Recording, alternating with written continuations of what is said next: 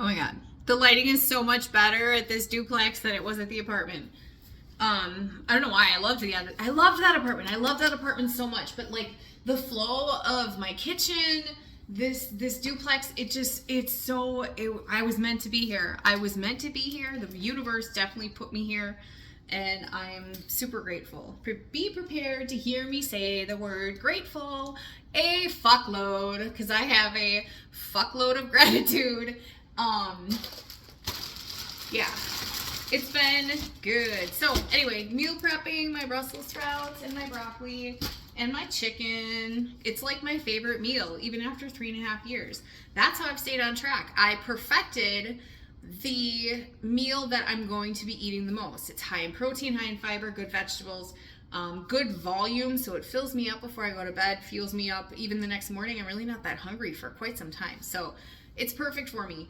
And I perfected it how I like it. I soak the chicken in a brine for as long as I need to, at least an hour, but it's usually at least a day because I plan.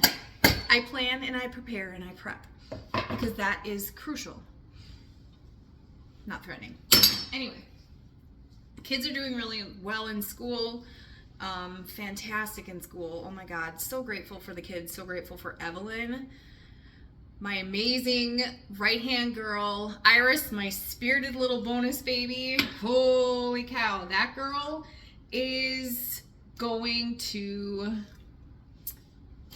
teach me a lot of patience. I love her so much, and I love her spirit and her energy, and she's going to be such an amazing force when she gets older. I mean, even now, she is such an amazing force. And I am doing the best I can to direct that energy and her diligence and her curiosity and her stubbornness. Not me direct it, but to try to better lead through example how to direct it myself, because I realize that she possesses a lot of the qualities that I possess, and we'll call them qualities.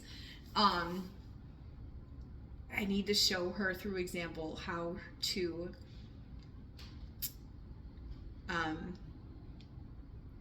direct that energy. And in the meantime, not lose my hair trying to do so. Jackson, my sweet little helping boy, he loves to help so much. And he's so smart, so smart. I wish he would focus on the things that don't engage him a little more, which is hard to do. It's so hard to focus on the things that don't engage you. And when you're as smart as he is, there's a lot of stuff in 5th grade that isn't going to be very engaging. So that's a bit of a struggle for my buddy, but he's doing well. He's got this amazing teacher this year, Mrs. Jeffers. Oh my goodness, he's had good teachers. All the kids have had good teachers. This is a great school district, but Mrs. Jeffers just seems to click for him. She knows how to talk to him. She knows how to deal with him. Not that he needs to be dealt with, but you know what I mean. You know, they got a lot on their plate. The teachers do. They don't get enough appreciation for it either. But she's clicked with him, and he's doing better, and I can see him trying. It just takes some people a little bit longer, you know, and that's okay. That's okay. We got one life, but you got time to work on things too. You know, for the most part, you actually don't know. Actually, you don't know how much time you have. My point is, it goes back to the baby steps thing. You know, creating atomic habits. A habit is created over a period of time. It's not something you possess. It's something you cultivate. So cultivating good habits takes time, takes baby steps. That's one thing that I would think about when I was on my walks. Baby steps. I would think about Bill Murray and What About Bob? Baby steps to the elevator. Baby steps to, baby steps. Keep going. Keep going. I can handle this baby step. I can handle this baby step. This baby step is fine. I can handle this baby step. I did that baby step yesterday. I can do it again today. They add up. They add up. And one day you've lost 190 pounds and you have created a life that you love and rituals and habits that just fuel your soul. And Baby steps. It's a thing. It's a thing. Be the person you want to be. Figure out how to be that person. Observe the people that are where you want to be. And start doing what they do.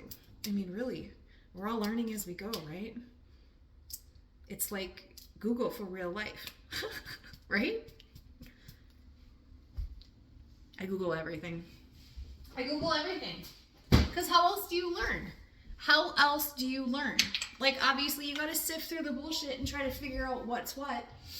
You know, read everything with a grain of salt. Do your research. All of that nonsense. That's one thing I learned from having kids.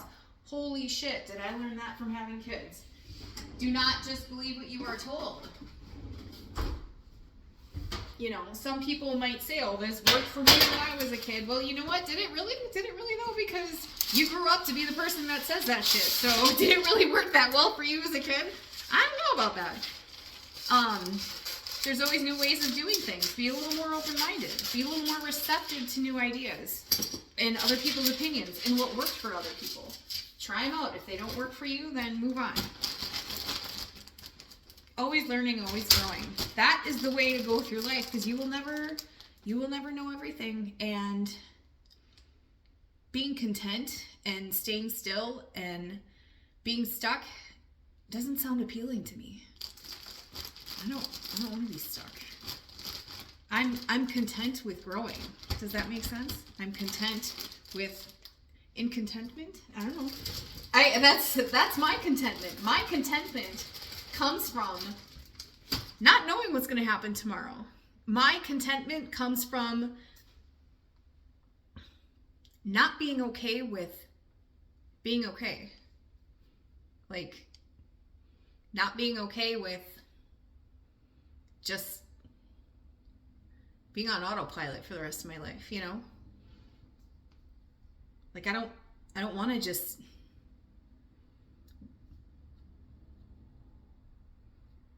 wake up one day and realize I've been doing the same thing over and over for years, you know? Keep growing, keep moving, keep progressing, keep learning, travel, talk to strangers, fucking talk to strangers. I mean, it's literally my job, and it's the greatest thing in the world. It really is. You never work a day in your life if you love what you do. And I truly, truly believe that, and I truly, truly love what I do. But I will tell you what has made such a huge difference for me in the past almost 3 years was your work environment. I've always loved what I do, but I always hated where I worked until this last place. Shout out to Christy, Barb, Jane. Oh my God. I love you guys all so much. They treat me like family. I've never been so supported at work. And you know what? They call me out when they need to. They fucking call me out when they need to. And rightfully so, because sometimes I need to be called out. Because sometimes I'm a butthead. And I love that they know that they can call me out. And that I'm going to correct it. And I'm going to love them. And respect the fact that I needed to be called out. And I know that I can do the same to them. You know what? That's a true supportive work environment. It's a family, really. It's a family. And I've heard Christy say to several clients that I am like it because they, Christy and Barb are sisters. So I hear clients, oh, is that your sister? No, but she's like a sister, and yes, I am. I am like a sister, and I love them like sisters. Good people. Anyway, I digress again. But my journal, so I can say whatever the fuck I want, right? I do what I want. Never work a day in your life if you love what you do. And what I get to do is meet new people, hear new stories, as well as catch up with old friends, because really those are my clients. My clients, I noticed quite some time ago that a hairstylist, her clients, his or her clients, are a true reflection of them. If you're a hairstylist, or if you're in any kind of industry where you are where you have clients that you meet with on a regular basis for an extended period of time. So, like hairstylist, massage therapist, if you know you're the kind to talk to them, or if they're the kind to talk to you. I know, massage therapists, some of them don't talk as much, but estheticians, nail techs, stuff like that, personal trainers, where you're meeting with the same people over and over. You see them on a regular basis. Clients, right? When you're in that industry, you start to notice that your clients are a reflection of you.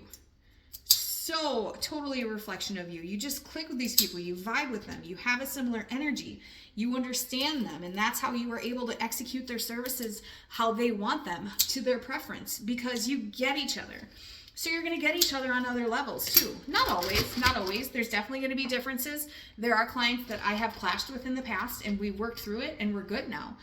But we're still different. But I accept that, and I love that, because variety is the spice of life, right? I mean, who wants to spend all day with themselves? I mean, I guess me a little bit, but you know what I mean. I like opposing opinions, opposing feedback. It's all good. That's how we grow. That's how we learn, right? Isn't that what life is all about? Isn't that why we're here? To grow and learn? I mean, were we put here to just procreate and then die? Because that kind of sounds boring and pointless, doesn't it?